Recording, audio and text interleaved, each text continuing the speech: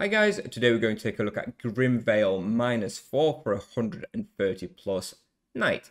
So I came here level 132. As you can see, my raw experience is just over 1.4 kk per hour, which gives you about 2.1 kk on 150. And the loot profit is often quite variable. I usually find it's about 100k profit per hour, which probably more or less pays for your imbuements. This is mostly from like relic, sword drops, bone breakers, dreaded cleavers, etc. Overall tier rating, I would give it as a B+. It's a very, very solid spot. I definitely would come and check it out at this level range.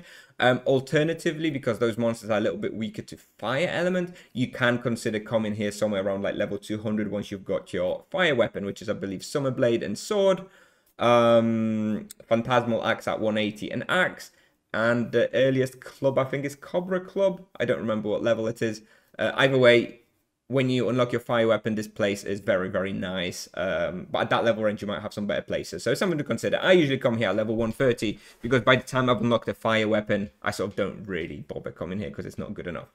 Anyway, difficulty I give it a 5 out of 10. This is mostly due to the skill debuff that you get, I believe, from werebores, which means that sometimes you end up having like 30 melee skill, which means you're not doing any damage, so you have to be monitoring that. And if you don't monitor it, you miss it. Then you get in a tricky situation because you're not leeching enough, you're not doing any damage, you could die. So do pay attention to your skill and make sure to cast Utito when you get debuffed. With regard to Beast Share, it's about 3 hours for Werewolf, 4 hours for Werebear, and 8 hours for Wereball. Moving on, recommended level 130 plus. This is basically so that you have ultimate health potions for those tricky situations. There is no access quest required. You need your best two-handed physical weapon with 3 imbu slots at this level, or fire weapon if you come in at a higher level. This place can in fact be hunted by pretty much everybody. It's a very good spot for a variety of different combinations. I love it on a low-level mage. I love it on a low-level paladin. And it's pretty decent on a low-level EK. EK's probably got the worst time here, actually, but it's still very good. It's solid for duos and full team hunts as well. I recommend all standard imbuements and prioritizing physical protection, 93% physical. It's also 7% life drain, so if you can equip that bone fiddle, if you have it, that would help you out a lot. With regards to supplies per hour, I use about 2200 strong mana potions and about 50 ultimate per hour. So, you know, you're not going to have enough capacity. I would say maybe you want to come here for like a half an hour with 1100 strong manas and like 50 ultimate health potions, something like that.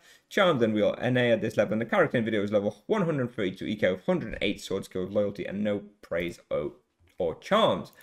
So let's draw out the path that I normally take. So I come in here, and I'll usually come through, do a little pull in here, little pull in here.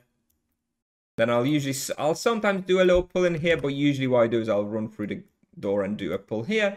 Once I've killed this one, I go back here, go through the gate here.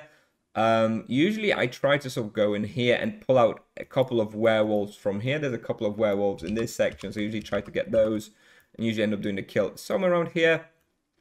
Then I'll go through this room, into this room, do a pull somewhere here. Then I'll get some werebores from here, sometimes kill them on the way somewhere here. Pull out a couple monsters from here. Then next go to this room. Then I'll pull everything and do a big pull in this room.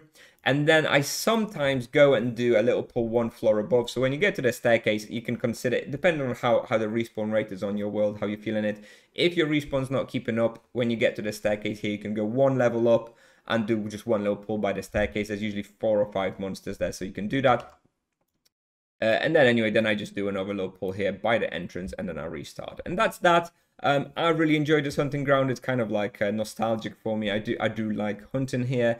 You've got some solid profit, solid bestiary. So yeah, I do recommend it. It's not like amazing, but it is a B+, which in my mind is pretty solid. So yeah, thank you very much for watching. I'll play you the video now, and I'll see you in the next one. Bye bye.